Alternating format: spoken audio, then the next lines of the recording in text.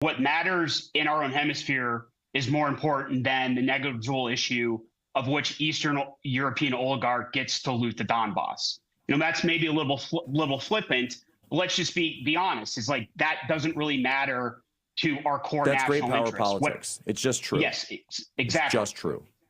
But so we do. This does matter. The cartels and other entities in the Western Hemisphere are more of a threat to us than, say, the remnants Al Qaeda and ISIS in the Middle East.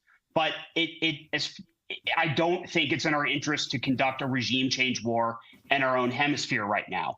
We'll see what happens there. It looks like President Trump has maybe backed off and is trying to once again pursue diplomacy with Maduro.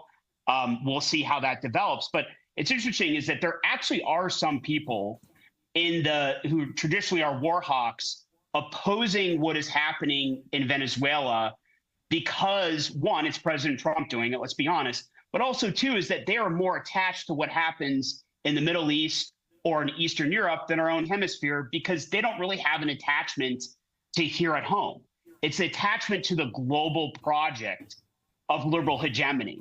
And so that's why you have Bill Kristol, who's never met a war he didn't like. I mean, a few years ago, he was talking about making Cuba our 51st state. So he's raising concerns about doing stuff in Venezuela.